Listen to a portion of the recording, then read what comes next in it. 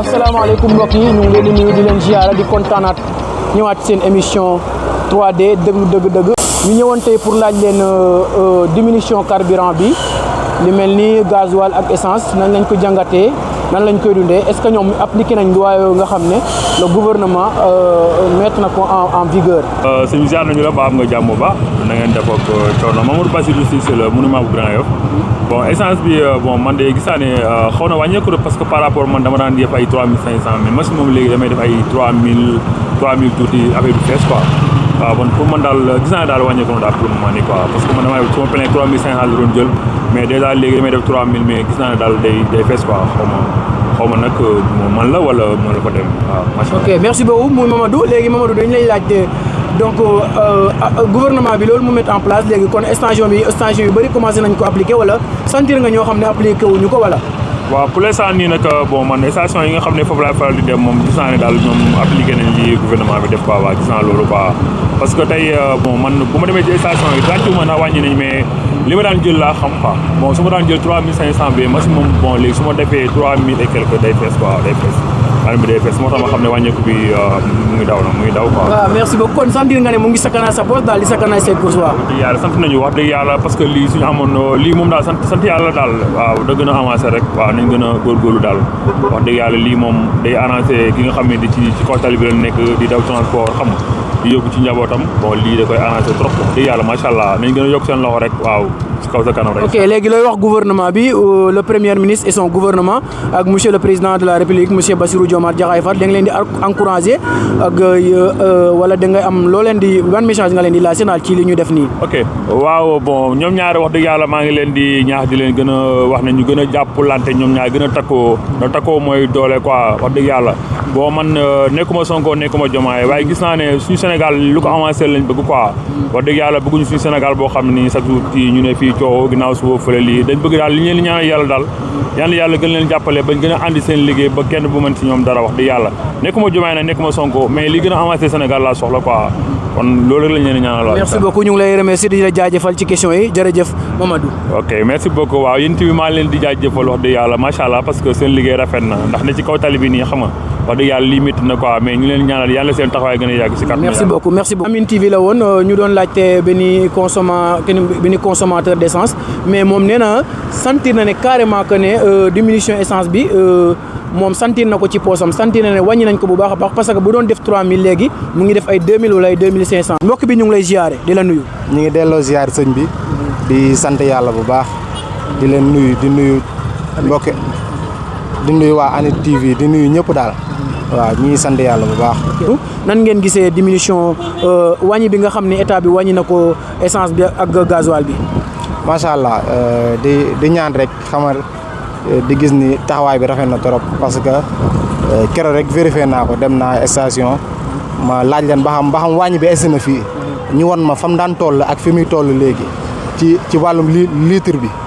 ñu won ma li si tegu li nga xam ne moom la ci état bi wàññi ñun ñuy dawal moto sax dañ koy sentir dañuy sentir ni wàññi bi gars yi jëfe nañ ko du lu ñu wax rek bàyyi noonu jëfe nañ ko parce que dañuy dawal suñu moto bi dootul consommer dara comme ni mu daan gaaw a jeexee dootul gaaw a jeexee noonu te ku ne xam ne ni course Dakar dafa metti course yi loo foo mënti dem day sori waaw loolu daal ñu ngi ci am mbégte loolu di wax ni état bi ñu ngi sóoraale ñëpp li si des mooy ñu ñaanal leen rek te may leen tuuti jàmm te wàññi wax ji rawatina ñun ñi nga xam ñun ñoo leen vooteel waaw parce que ñëpp mënuñoo mat dañuy wàññi wax ji bàyyi leen ñu liggéey ak seen sago ñun gëm nañ ni dëkk bi dina baax ñun jeunes yi nga xam ñun ñoo leen vooteel gëm nañ ni dëkk bi dina baax mais lépp loo gis rek dañuy def ndànk-ndànk lépp loo gis ndànk-ndànk la commencement bi nii dina metti mais lépp loo gis mu neex rek bu yàggee xam nga day metti ñun mais lépp loo gis mu ñëw metti fin ba day neex waaw loolu la réew yëpp doxee réew yi nga gis ñu développé yëpp loolu lañ doxee kon nag ñun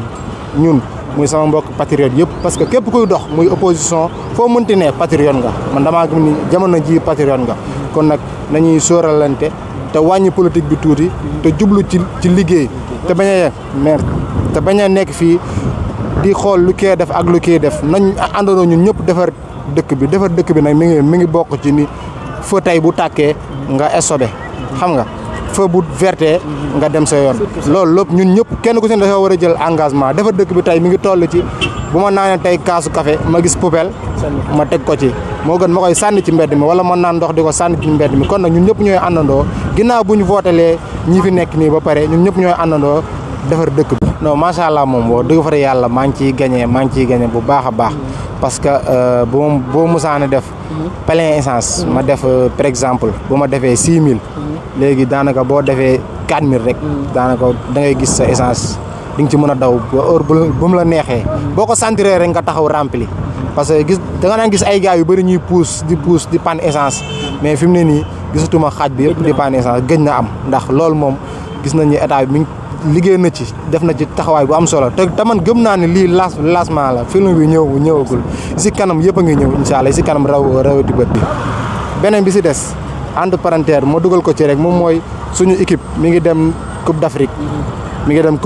donte sax bokk si mais man maa ko si dugalaale ngeen baal ma ko dem na Coupe d'Afrique yàlla am na dëkk yu ko bëggoon dem ñun yàlla def na chaque année bu amee ñu dem kon loolu suñu borom beral lañu loxo bu baax ñuy ñaax nag muy waa opposition bi di ñaax ñëpp nañ bàyyi xel équipe bi ba lu mënti xew rek buñ fi nekk naan état beeg pare ñun ñëpp nañu àndandoo xàccandoo dóorandoo Sénégal bu gañee Sénégal la gañee buñ ko gañee Sénégal la ñu gañee kon ñëpp ko war a metti la rawatina sëriñ yi nañ ñu may jàmm ngir jëmi yàlla nañ ñu may jàmm parce que suñ borom moom moo daganalul sax fubal kon nag nañ ñu may jàmm ñu may ñu si seetaan ngir jëmi yàlla rek Sénégal yàlla indi ndam li fii Sénégal waaw ñu ànd ko ñun ñëpp feete ko parce que ñun ñëpp ay sénégalais lañ waaw bëgg nañ ci yéen trop. merci beaucoup kon patriote la woon léegi ngeen li mu développé yëpp vraiment di ñaax population bi à la raison di woo pouvoir comme opposition ñoom ñëpp ñu ñëw booloo xëccandoo doorandoo defar li nga xam ne moo di dëkk bi moom mu wax point bu am solo mu ne vraiment sentir na ne gouvernement bi diminué na bu baax a baax li nga xam ne moo di carburant. Que ça soit muy essence muy gasoil mu ne sentir na ko bu baax a baax parce que dem na station laajte na leen te tamit moom consommateur d'essence la sentir na ko bu baax a baax. merci beaucoup léegi pour finir léegi dañ lay laaj ban message nga leen di lancé encouragement wala loo xam ne war nañ ko def te defaguñu ko ainsi de suite. waaw li ma leen lancé daal moom mooy ñu boole ñëpp njaboote. ñu muñ te bañ di topp yenn yi. beneen bi si des mooy ñu fexe li nga xam ne moom lañ jaay sénégalais yi muy. rawatina wàllum koromp ak yooyu yëpp ñu taxaw ci parce que loolu waaw sénégalais quoi jubal jubbanti bi ñu taxaw ci loolu rawatina jubbanti nañ ci taxaw muy talibeeg lépp daal ñu wax ak gars yi am de tenue yeeg ñoom ñëpp ñu gën a vee ci yooyu parce que yooyu am na yoo xam ni xama rek kenn mënu ko wax ci télé mais daal des na yu bëri yoo xam ni war nañ cee taxaw parce que looloo taxoon Sénégal man ku mel ni man looloo taxoon ma voté leen muy ñun ñëpp Sénégalais yëpp dañoo war a doon benn ñi nekk ci télé bi joxante cër xam am de tenue jox nit ñi cër xam ñun tamit ñu jox am de tenue yi cër ak yeneen képp koo xam ni boo ko sutee comprendre nga ko war a may loxo mu ñëw parce que loolu mooy àdduna loolu la suñ borom santaane te loolu mooy diine kon nag yàlla def jàmm ñu mottaleeg jàmm ak salaam. merci beaucoup merci beaucoup. ñu nekkoon fii sur le terrain di laajte ñi nga xam ne ñoo di chauffeur bi dawalkatu oto yeeg dawalkatu moto jakarta yi di leen laaj nañ la ñu gisee wàññi carburant bi ndax vraiment ñu ngi koy sentir ndax yenn stations yi appliqué nañ ko wala appliqué wuñu ko ainsi de suite parce que comme nous sommes dans un vaste pays donc l'État ne peut pas tout contrôler des fois certains médias doivent descendre sur le terrain ou bien certaines agent de l'État ñu wàcc sur le terrain téléspectateurs et téléspectatrices yi ndax baisse des aliments de première nécessité et du carburant est-ce que c'est applicable est-ce que c'est appliqué au niveau de certaines stations bien ou pas. léegi gis ngeen ceeb baa ngi nii Sénégal lañ koy produire waaw ci anam yu wóor yu sel waaw nga lekk ko léegi mu rees léegi. madame ça va ñu ngi lay nuyu. ça va bien alhamdulilah maa ngi lay fay. yaa ngi fii foire internationale de Dakar Amine TV ñëw tey di la interviewé ñu bëggoon laa laaj ne gouvernement bi dafa ñu woon ceeb yeeg diw yeeg yu mel noonu ñu bëggoon laa laaj yow nga wax ñu ci ceeb bi ngay jaay ak est-ce que wàññi bi concerné na ko wala concerné wu ko. waa ceeb bi moom riz de la vallée bi la ceeb bu baax bi la ñu ngi ko defaree ay quantité yu wóor ñun ñoo koy juy ñoo koy bojj waaw ñoo koy defar ba mu baax andi ko gars yi nag ñi ngi ñëw di jënd ñi ngi ñëw mais des na gars yi des na parce que wàññi bi moom ñun dañ koy dégg rek mais egseegul fii mooy lu état bi moom wàññi état bi dañ koy dégg rek mais egseegul fii ndax koo wax saaku 10 000 bi ñu naan la 5 000 bi daf fi am te 5 000 bi ñun gisuñu ko. kon yéen wàññeegu leen quoi. ñun wàññeeguñu. wàññi bi di leen a concerné wul wala concerné na leen. concerné nañu kay concerné nañu. léegi état bi nee na ngeen wàññi di lu tax wàññiwu leen. waaw ñi ngi wàññi mais waa ADPM ñoom ñoo wàññi ñooy jaayee saaku 5 000 bi mais ñun kiixuñu ñun saaku 10 000 la ñuy jaayee te kii fii ku fi ñëw rek saaku 5 000 bi ngay laajte te ñun saaku 10 000 la ñuy jaayee ceeb bu wóor la bu baax la dañ ko bojj génnee nañ bu sew bi génnee nañ bu dijj bi ay anam yu wóor daal nañ ko defaree. Sénégal bii lañ koy bayee bi nañ koy defaree lépp Richard Toll. Richard Toll waaw Richard Toll lañ jógee. donc départemental de Dagana. ceeb bi fii lañ koy béyee fii di xam ne moo di Sénégal Richard Toll département de Dagana donc ñu fekk fii benn vendeuse mu ne vraiment bu fekkee ne y a une diminution de l'État tamitam ñoom wàññeeguñu ñoom mettre guñu en vigueur loi boobu noonu donc muy woo tamit à la population sénégalaise ñu ñëw jënd si li nga xam ne c'est un produit local li nga xam ne ci dëkk bi lañ ko béyee ci dëkk bi lañ ko defaree waaw amul leen loo xam ne war nañ ko war a jéggaani feneen te fekk am nañ ko ci biir dëkk bi donc ceebu dëkk baa ngi fi balaa ñuy consommer meneen ceeb nañu consommer ceebu dëkk bi ba pare mu lancé appel boobu loolu suñu yaay la ñu koy nuyu di ko dalal jàmm yaay booy ñu ngi lay nuyu. waaw maa ngi leen di fay. ñu gis ne jaaykatu ceeb nga léegi état bi mu appliqué woon des lois yoo xam ne dafa wàññi ceeb yeeg diw yeeg yooyu noonu ma lay laaj nan ngeen dundee wàññi yooyu noonu. waaw ñu ngi koy dund ak bégte ak bànneex parce que tamit suñu produit buñ sañoon sénégalais yi consommé ko di ko mën jënd di ko consommé waaw loolu mooy sunu bëgg-bëgg daal mooy sunu objectif comme état nag am na lu mu def ba prix yi ku ne xam na ni ren moom abordable na vraiment wàññi nañ ko macha allah ñu ngi jaay vraiment ñu ngi jaay vraiment wax dëgg yàlla te sénégalais yi ñu ngi gën a xam produit bi waaw ñu ko xamul léegi barewul parce que boobu ba tey ñu ngi ñëw fois di leen xamal affaire di gën a amel produit bi ñu ngi gën a amélioré wu waaw. ku ne xam na ni emballage du caaxaan ak produit bi nekk si biir ku ko jënd léegi da ngay ñëwaat daw si man riz de la vallée laay utiliser vraiment ñu ngi koy xam vraiment ni mi ngi dem. waaw gis ngeen ko muy Royal Sénégal moom mu ngi yor ceeb bi nga xam ne dañ koy produire fii Sénégal muy ceeb bu set sel wóor neex a lekk neex a consommer ba pare dafa yomb a digérer yaay booy ban appel ngay lancé gouvernement bi di ko lancé population bi ak ñi nga xam ne war nañu war a mën a jën si riz de la vallée bi. waaw di gërëm rek di sant ñi fi toog xam nga rek bu ñeneen demee ñeneen ñëw il faut ay changement am vraiment ñi ngi ci lancé bu baax comme lii ñu commencé moom yàlla jàppale leen ñu continuer ko loolu laa leen di ñaanal. yàlla defal leen jàmm defal ñu ko waaw. donc mu nekkoon suñu yaay mu ngi lancé appel à la population et au gouvernement ñu gën a jàppale aussi ñi nga xam ne mooy ñoo di jaaykatu ceeb yi moom mu ne vraiment ñoom ñu ngi góorgóorlu bu baax a baax muy lancé à la population sénégalaise ñu jën si li nga xam ne mooy riz de la vallée. ñu gis ne fi nga xam ne moo di au niveau de la foire internationale de Dakar 33e FIDAK riz de la vallée bi bari na fi lool. donc vraiment yéen les sénégalais yi war ngeen war a mën a ñëw consommer li nga xam ne mooy le riz de la vallée mooy ceeb bi nga xam ne ñu ngi koy produire fii nga xam ne moo di Sénégal comme ni ma waxee sànq rek ñu war ko consommer balaa ñuy consommer benn ceeb war nañ lekk li nga xam ne fii lañ koy defaree ci biir dëkk bi bu ñu xamee ne nag amatuñu li nga xam ne moom la ñu produire ci dëkk bi am nañ droit dem jéegaani feneen mais balaa ñuy jéegaani feneen nañu consommer li nga xam ne mooy ceebu dëkk bi ba pare mu ngi nii rafet ba bëgg a dee gis ngeen ko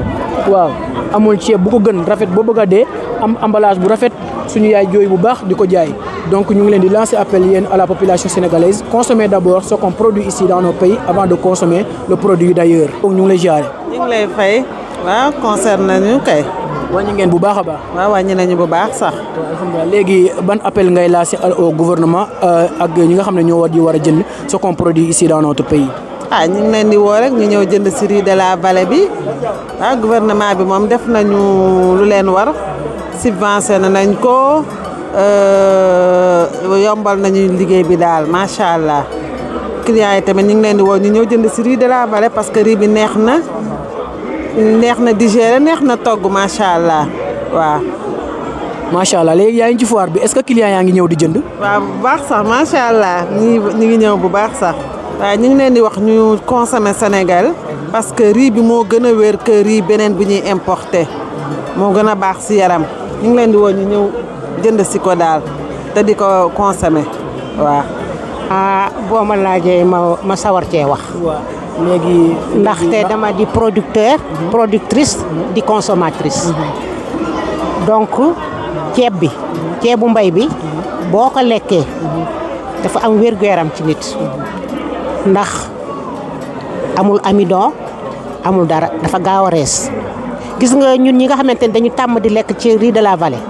bu ñu demee tey benn dimanche ma dem seeti sama beneen xarit wala leneen ñu jox ma ceebu importé bi su ma ko lekkee man damay am problème ndax damay am problème de digestion dafa diis donc li may laaj rek population sénégalaise mooy ñu gën ci di jënd te loolu pour mu mën a am état bi ci boppam daf koy def une politique de production maanaam production bi ci yomb ci nga xamante ni mooy baykat bi su ko defee day daal di yomb ci ki nga xamante ni moo koy jënd ba pare xam nga ñoom par exemple bu ñu gisee ni léegi état bi def na politique gu soble am na benn période boo xamante ni beneen soble du duggati ci dëkk bi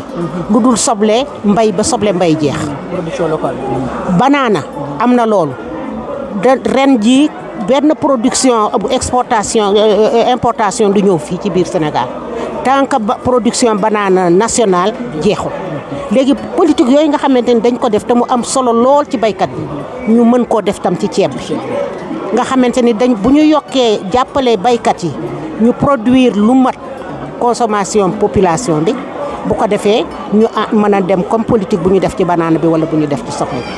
bi wa illaa ñu di ko def progressivement bu fekkente ni li ñuy bay matoywul ñëpp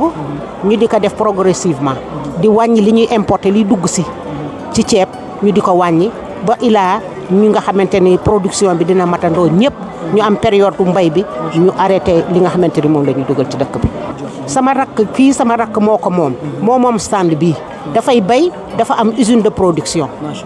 donc moom bu coût de production bi wàññeekoo maanaam ci mbay mi ak liy dugg fii dina baax parce que déjà bu fekkente ni courant bi dafay wàññeeku essence bi dafay wàññeeku ñi nga xamante ni dañu am seen usine di produire dina yomb. léegi population bi nag war nga leen war a mën a ñaax pour ñu ñëw consommer riz de la vallée bi.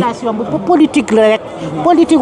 nationale politique gouvernement bi bu ñu arrêté gisuñu lu dul riz de la vallée nit ñi dañu rekk riz de la vallée bu yombee gën a yomb ceeb bi ñuy jël di indi fii nit ñi dañ koy dem jëndi lekki parce que dañ koy xam. léegi Amine TV la woon léegi looy tàggatoo ak lan ngay wax effectivement. di leen gërëm ak di leen sant rek di leen gërëm di leen sant di leen ñaanal yéen itam seen liggéey ni ñuy ñaanale suñu bopp suñu liggéey jëm kanam ñu di leen ñaanal seen liggéey jëm kanam. ok jërëjëf.